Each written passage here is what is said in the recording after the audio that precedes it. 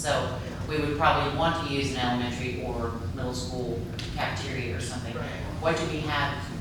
What, I don't know the square footage for the wattage.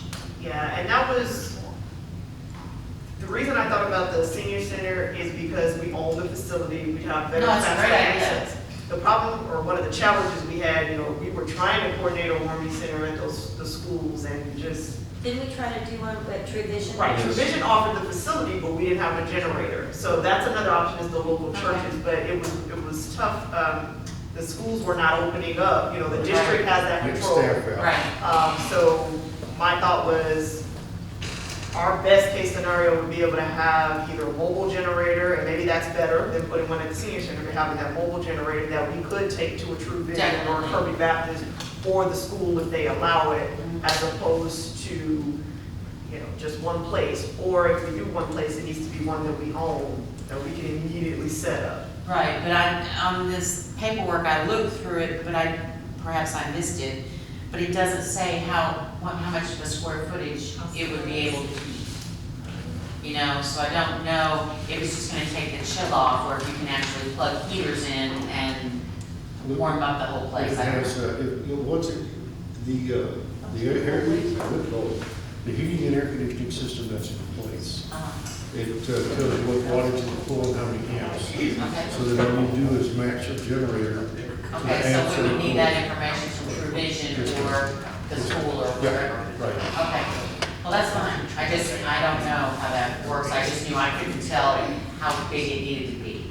So our quote was saying when they went out to quote it, they based it on what's being electrically powered in the building right now. So the ampage that they give us would power everything in that building, as Okay. opposed to just looking at the square footage. So it is specific to that building. Right. So is True Vision on here? No, we didn't Okay. get one. We were just thinking the mobile generator would be, even if we couldn't power the whole church. It was just we for could power- one of the 6 places that we have listed already. Okay, Councilmember Street, thank you for bringing that up, because I didn't know that information either. sure. Councilmember Greider. So, to Councilwoman Street's point about the schools, I do think that that comes into play of relationships within our community. So I don't see why, especially knowing that there's kids in this community that go to those 2 schools, why they would not let us utilize their gym. I would like to, what I'm saying, I would like to see those emails or something like that, if they ever said like, no. They never said that. When we put in them, I actually spoke to the assistant superintendent all throughout the freeze. The issue was they didn't have power. So they could not allow us to open up because they didn't have power. We didn't have a generator. That's when we were trying to coordinate with Air County Emergency Management to get one so we could open it up. And then when it came down to it, we couldn't find a generator. But then there were also discussions about needing a certain number of people to be able to open up this school to do that. So we could definitely work with them as we update our emergency plan and coordinate, that being the location. But again, I was just really thinking more of what do we have readily available? We own these buildings. We know without anybody's permission, we can roll into our buildings and set them up.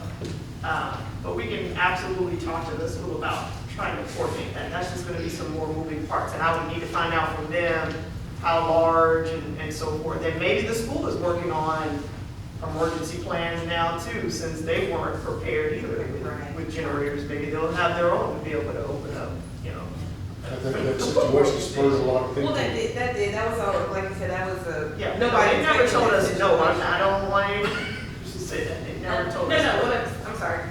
No, but if we go this route, we need to make sure that we have enough fuel.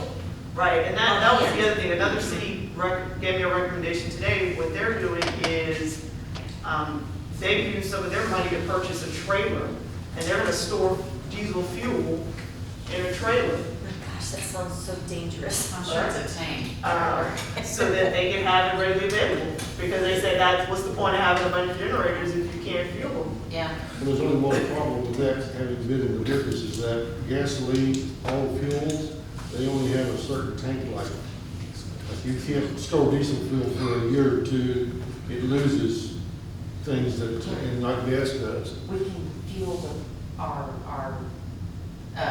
work trucks or whatever with Sure. that after the winter's over, and that way you can use it, and then we just buy more And next and fall. most likely they'll probably use it and then just keep Yeah. replenishing Right. it as But they if we go didn't through have it. to use the generator, then we wouldn't use the fuel, so if we use it for our equipment. And we have to turn the generators on, we should start them every month anyway to test them out. The big red now, they just continue their own fuel on there, because they buy Valero now, because of the fact they had algae, you can get algae in those tanks, it plays havoc with the fuel systems. Monique, may I ask for the labor, cost for wiring up the generator we bought for Water Creek? So I have an idea of what it costs. So it's been about, it's a little over 50,000 for the one at the well site, because we got the generator from the surplus for about 13,000. And then the labor portion's a little over 50,000. But you had the building included too and all that, right? Well, we put the concrete pad in ourselves. Right. That was contracted out now. Oh, they did the concrete pad? Yes, ma'am. Okay, so that's all, everything, about 50,000. The probably the only bad thing is they don't color code anything, they just cut the Right. wire, Yeah. it goes into the transit box and that's it. You gotta guess which is which. Well, it's three phase, so it doesn't matter which wires go where. Yep. Another recommendation that I was told was that, you're getting these, you need to have cameras installed to kind of monitor them as well.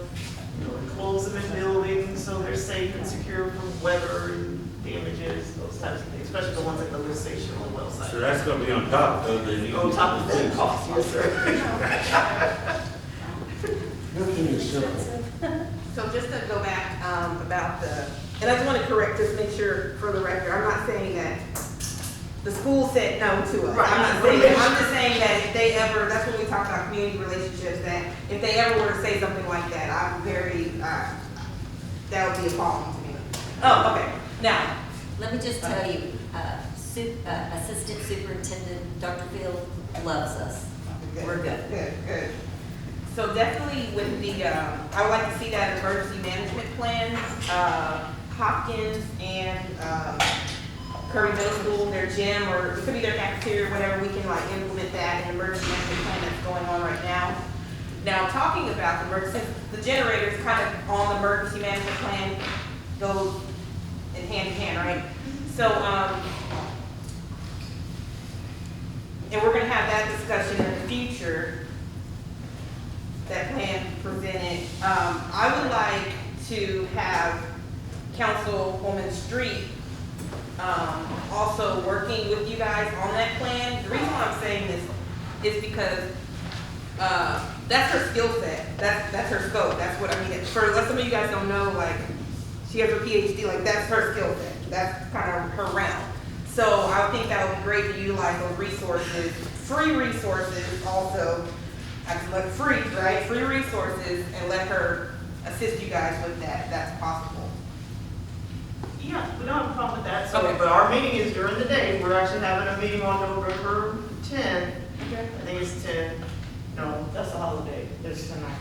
the 9th. We've got a 5-hour meeting scheduled to review and update the emergency management plan. And technically, the mayor is our emergency manager, who's really the council representative that serves on the emergency management team. So I would defer that to her if she wants to assign someone else to take her place, or because technically that's the way it's set up. Well, couldn't she not come? Oh, okay, so she might have some input, okay. I am not going to deny anybody that has knowledge that can help us out, Okay. ever. Okay, do we have any more discussion on 6F? I have a gentleman in the audience that would like to speak. We would need to vote on it to have this, to allow this individual to speak. This is an agenda item that's not correct. That would be a violation of the law if you deny my right to speak. Point of order. Law passed last Point of year. order. Point of Do you know order, what- sir. You're not being recognized by the, That's fine. Hold on. I'll let you break the law or not break it. Go ahead.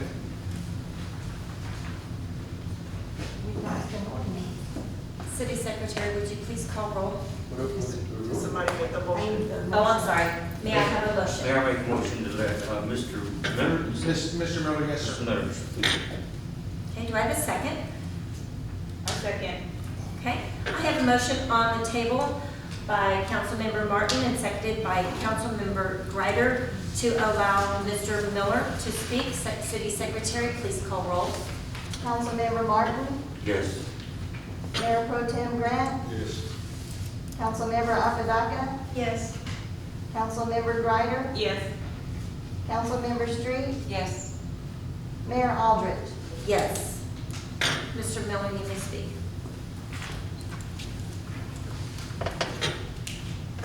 Thank you, Mayor. I apologize on that, but just I see something, I have to say something, and I respect your authority. On this agenda item, I heard some things that I just wanted to bring to y'all's attention.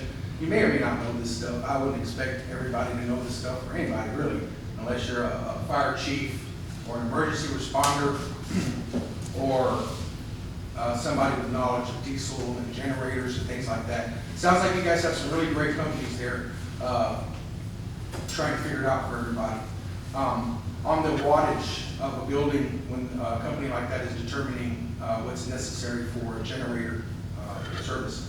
So they have devices and they actually test every line and they determine that wattage. So I would definitely trust what they say. They'll determine what wattage and what the appropriate generator is. As far as fuel, natural gas is an option. And I have a generator in my house. It's a 18,500 watt generator. It runs off of gasoline and propane, but very, very simple to tap that into natural gas. And the great thing about natural gas is that it's pretty much when the gas stations are empty and the diesel supply is cut off, you have that natural gas still. And so I would highly recommend looking into a natural gas option. Last thing you guys want to get caught is using up all your diesel because the freeze lasts, too long and then you're done. Whereas, you can do the natural gas option. And as far as the safety of diesel, I think the fire chief could offer some expertise in how dangerous gas is versus diesel. Diesel is hard to ignite. Fumes ignite, and to get diesel hot enough to produce fumes to ignite is very difficult. I think our fine fire people would be there putting out that fire way